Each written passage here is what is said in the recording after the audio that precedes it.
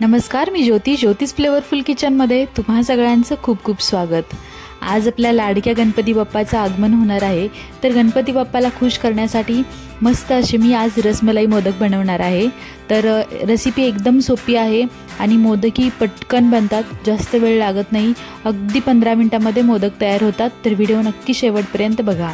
तर रसमलाई मोदक बनवण्यासाठी इथे मी 200 ग्रॅम पनीर घेतले, 3 ते 4 चमचे साखर घेतली आहे। ही नॉर्मल साखर मी मिक्सरमध्ये फिरवून घेतली आहे। त्यानंतर पाऊण वाटी मिल्क पावडर घेतली आहे। आपल्याला इथे काही गुलाबाच्या पाकळ्या लागणार आहेत। इथे मी केशर गाड्या पाण्यामध्ये भिजवून ठेवल्या आहेत। वेलची पावडर घेतली आहे, 1 चमचा तूप आणि पिस्त्याचे तुकडे घेतलेले आहेत। तर अगोदर आपल्याला पनीर मिक्सरमध्ये छान बारीक करून घ्यायचं आहे, म्हणजे पनीरची पेस्ट करून घ्यायची आहे। तर तुम्ही पनीर खिसून सुद्धा घेऊ शकता, पण त्यापेक्षा पटकन असं मिक्सरमध्ये फिरवून घेतले की छान एकदम स्मूथ पेस्ट तयार होते। तर तुम्ही बघू शकता एकदम लगेच मी पनीर मिक्सरमध्ये फिरवून घेतलं आहे। एक 3 ते 4 सेकंदच फिरवायला लागतं, लगेचच बारीक होतं। तर तुम्ही बघू शकता एकदम मऊसूत असं पनीर आपलं तयार झालेलं आहे। आता इथे मी कढई गरम करायला ठेवली आहे। कढई गरम झालं की 1 चमचाभर तूप घालायचं याच्यामध्ये। तूप छान मेल्ट होऊन द्यायचं। मग याच्यामध्ये आपल्याला त्या बारीक करून घेतलेलं पनीर घालायचं आहे आणि यासोबतच आपल्याला मिल्क पावडर आणि साखर सुद्धा घालून घ्यायचे आहे। हे एकसाथ एकत्रच घालायचं। तर सगळं घातल्यानंतर आपल्याला हे छान मिक्स करून घ्यायचं आहे। तर सुरुवातीला काय होतं, पनीर आणि साखर मिल्क पावडर सगळं मिक्स झालं ना, हे मिश्रण खूप पातळ होतं।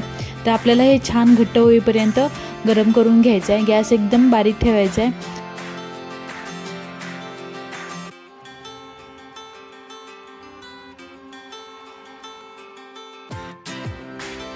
तर आता याच्यामध्ये पनीरमध्ये साखर आणि मिल्क पावडर छान मिक्स झालेलं आहे। तर आपण पिठी साखर घातल्यामुळं याला विरघळायला जास्त वेळ लागत नाही, लगेच विरघळतं। आणि आता हे मिश्रण खूप पातळ झालेलं आहे, आपल्याला याला घट्ट होईपर्यंत छान परतवून घ्यायचं आहे। तर एक 4 ते 5 मिनिटांमध्ये आपलं हे मिश्रण छान घट्ट होईल।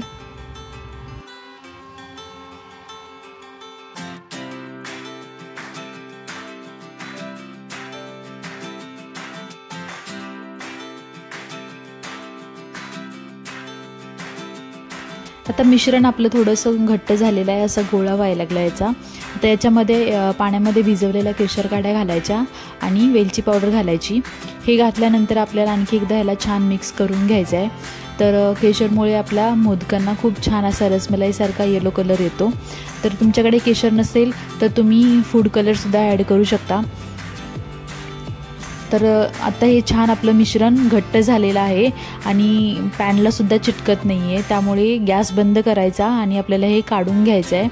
तर हे काढून घेतल्यानंतर थंड केल्यानंतर आणखी जास्त घट्ट होणार आहे, त्यामुळे आत्ता लगेच गॅस बंद करायचा आणि आपल्याला हे काढून घ्यायचं आहे। तर तुम्ही बघू शकताय मी काढून घेतलेलं आहे मिश्रण हे सगळं आणि आपल्याला हे थंड करून घ्यायचं आहे। थंड झालेलं आहे, लगेच मोदक तयार करायला घेऊया। तर इथे एक मोदकाचा मी साचा घेतला आहे, याच्यामध्ये पिस्ताचे तुकडे घालणार आहे।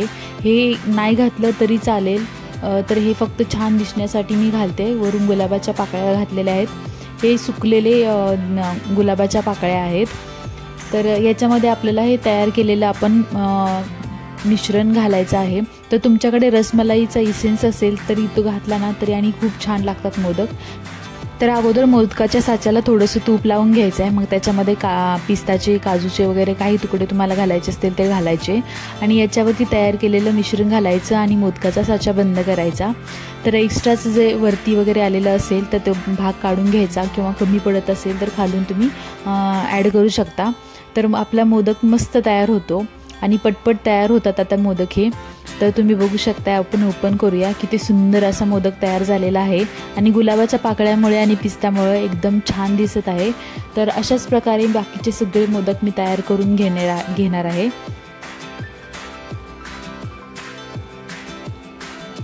तर आणखी एक मोदक तुम्हाला तयार करून दाखवते मी। आता दरवेळेसच आपल्या साच्याला प्रत्येक मोदक करताना तूप लावायची गरज नाही आहे। सुरुवातीला एकदा लावलं की नंतर अजिबात मोदक चिटकत नाहीत, त्यामुळे आता तूप वगैरे काही न लावता मी पिस्ताचे तुकडे घालून घेतलेले आहेत। वरती छान अशा गुलाबाच्या पाकळ्या घालून घ्यायच्या आणि आपले तयार केलेलं मिश्रण याच्यामध्ये घालून घ्यायचं आहे।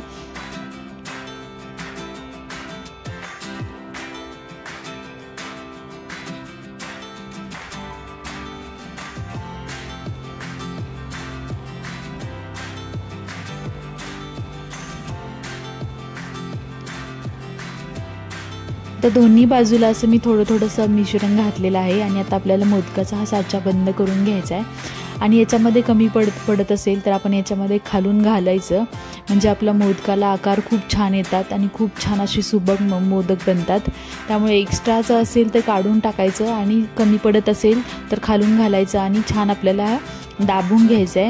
मग त्याच्यानंतर साचा उघडून घ्यायचा आणि आपले खूप छान असे सुबक असे रसमलाईचे मोदक तयार आहेत। अशाच प्रकारे मी सगळे मोदक तयार करून घेणार आहे।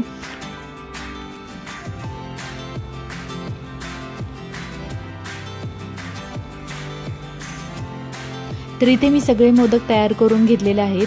खूप छान असे मोदक बनतात, तुम्ही नक्की ट्राय करा आणि पटकन बनतात। तर हे मोदक फ्रीजमध्ये 2 दिवस आरामात टिकतात। तर तुम्ही सुद्धा असेच मस्त असे रसमलाईचे मोदक बनवून गणपती बाप्पांना नैवेद्य दाखवा। हा व्हिडिओ तुम्हाला कसा वाटला ते सांगा। व्हिडिओला लाईक करा, शेअर करा आणि चॅनेलला सबस्क्राईब करा। थँक्यू।